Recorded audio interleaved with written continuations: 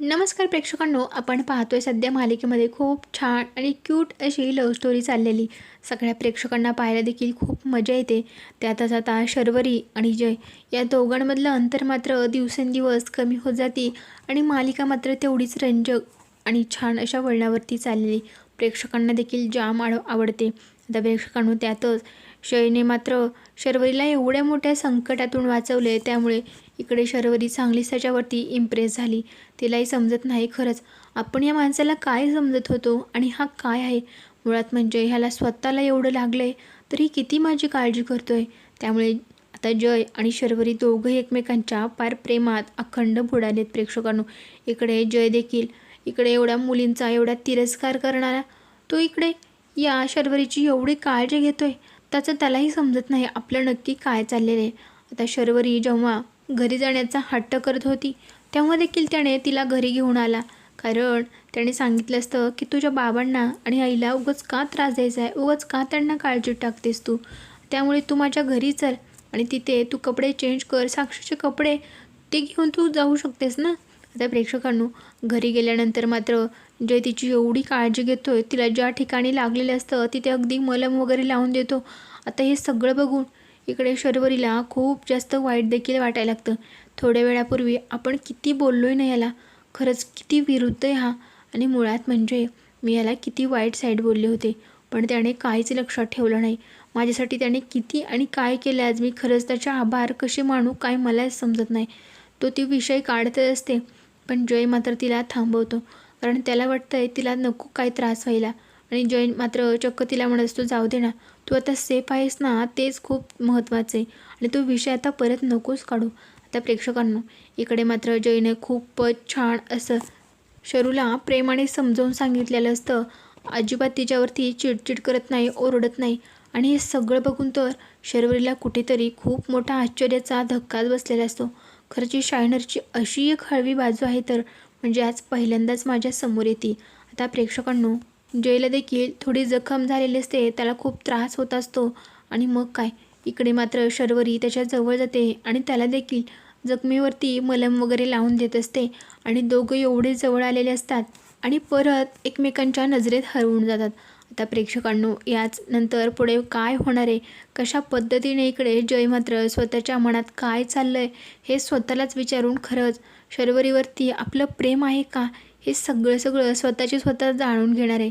पण इकडे आता ज्यावेळेस शर्वरी घरी जायला निघालेली असते तेव्हा मात्र जयला वाटत असतं की तिने आजच्या दिवस इथे थांबावं का कोण जाणे. पण त्याला मात्र ती जेव्हा जवळ असते तेव्हा खूप छान वाटतं. आणि त्यामुळे ती म्हणत असतो की खरंच म्हणजे तुझ्या आईबाबांना सांग ना की आज आमच्या घरी राहतेस म्हणून. म्हणजे असंही अशा अवस्थेत तुला पाहिलं तर त्यांना खूप जास्त काळजी वाटेल. आणि असंही आता आपण नातेवाईक तर आहोतच ना, त्यामुळे तू राहू शकतेस इथे, साक्षीची रूम आहे ऑलरेडी. आता प्रेक्षकांनो, शर्वरी मात्र नको नको म्हणत असते. खरंच ना, उगाच आई पप्पांना काळजी करत बसतील रे, आता नको आणि उशीर झाला आहे ना, त्यामुळे तू मला सोडलंस तर बरं होईल. तेव्हा आता जय म्हणत असतो, हो अगं मला सोडायला काहीच प्रॉब्लेम नाही. पण आता प्रेक्षकांनो, इथे सध्या आता जयची आई देखील नाही. त्यामुळे शर्वरीला वाटतंय खरंच शायनरला देखील लागले ना, त्याला देखील त्रास होतोय. त्यामुळे हे सगळं आपण नाही करायला पाहिजे, म्हणजे असं हट्टाने जायला नाही पाहिजे. मीच मम्मीला कळवते की मी आज नाही येऊ शकणार, इकडे साक्षी वहिनीसोबत राहते म्हणून. आणि मग काय प्रेक्षकांनो, आता पुढे नक्की काय धमाका होणार आहे, कशा पद्धतीने या दोघांची लव्ह स्टोरी पुढे जाणार आहे. आणि त्यातच आता ज्यावेळेस हे सगळा प्रकार शर्वरीच्या आईबाबांना समजणार आहे त्यावेळेस ते काय निर्णय घेणार आहेत.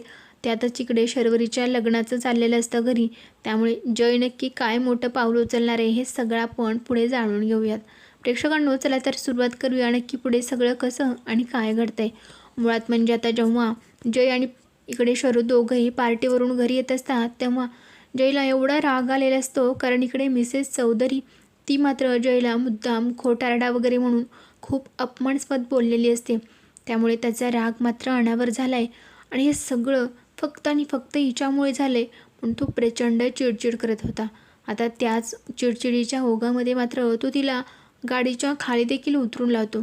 आणि मग काय, ती देखील उतरते. आता दोघांचं इथं जाम भांडण झालेलं असतं. आता ती देखील रागाने तिथून निघून जाते. आता जय तिला मागून आवाज देत असतो की एवढ्या रात्री नको जाऊ एकटी.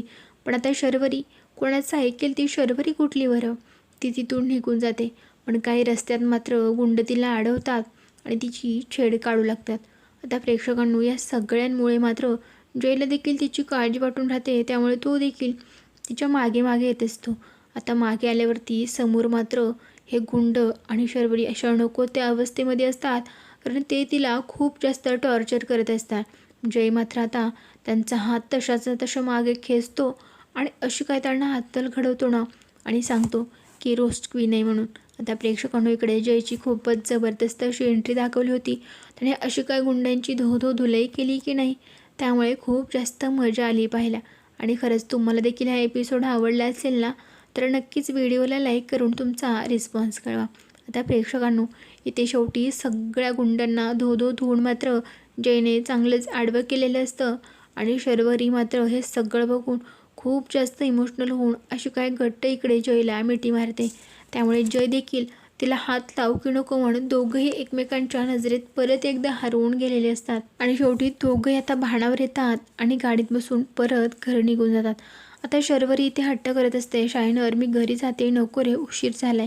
पण नाही, इकडे जय मात्र आता म्हणत असतो, नाही तू माझ्या घरी चल, आता परत काही प्रॉब्लेम व्हायला नको आहे आणि माझी आई देखील घरी नाही.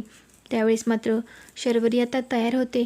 पहिल्यांदा तिला खूपच विचित्र वाटत असतं, कारण आपण अशा अवस्थेत पूर्ण चिंब ओले झालेले असतात आणि त्यातच त्यांच्या सोफ्यावर वगैरे कसं बसायचं, त्यांची एवढी महागडे सगळे वस्तू असतात. त्यामुळे ती बिचारी खूप जास्त नर्वस असते. पण जय तिला कम्फर्टेबल करतो म्हणत असतो, काही नाही, तू सोफ्यावर बसू शकतेस अगं, म्हणजे ओले कपडे असतील ना तरी ठीक आहे ना, बस तू त्याच्यावरती. तेव्हा कुठे आता शर्वरीला ठीक वाटतं आणि मग जेव्हा तिच्या हाताला जखम झालेली हे पाहिलं जयने, तेव्हा मात्र तो आता पूर्णपणे तिची काळजी घेत असतो आणि त्यावेळेस स्वतःची जखम तो पार विसरून गेलेला आहे. त्यात इकडे आता शर्वरीचे आईबाबा मात्र इकडे शर्वरीच्या लग्नाचे स्वप्न रंगवत असतात, कारण काही एक माणूस येऊन गेला आहे, गुरुजी म्हणजे जो मध्यस्थी होता लग्न जमवण्यासाठी. त्याने शर्वरीसाठी एक स्थळ आणलेलं असतं.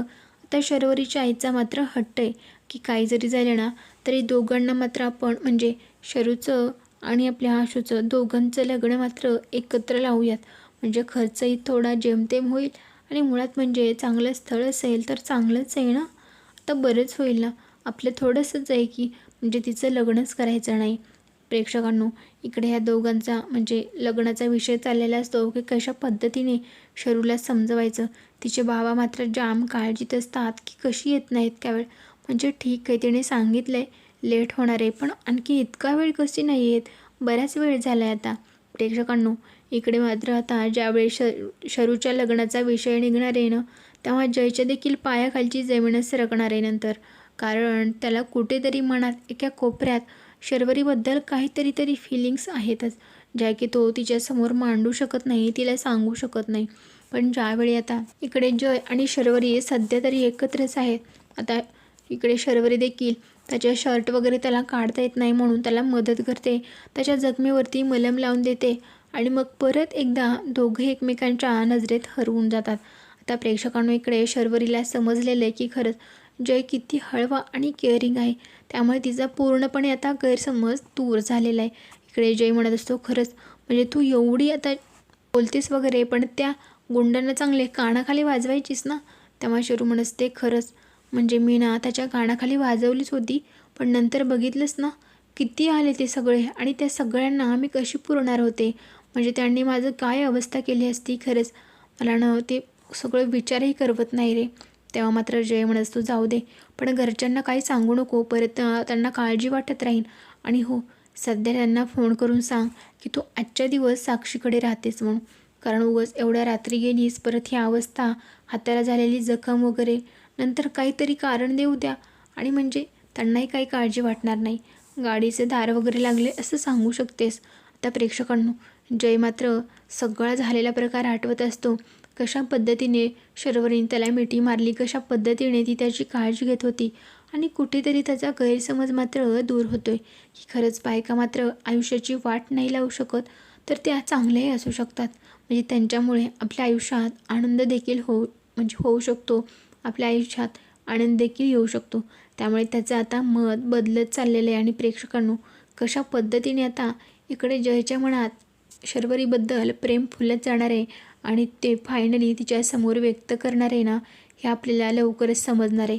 कारण इकडे शर्वरीच्या लग्नाचा विषय चाललेला असतो घरी, त्यामुळे जय लवकरात लवकर त्याच्या मनातल्या भावना शर्वरीला तर सांगणारच आहे. हे सगळं आपण पुढे पाहणार आहोत. त्यासाठी चॅनलशी कनेक्ट राहा आणि सबस्क्राईब जरूर करा.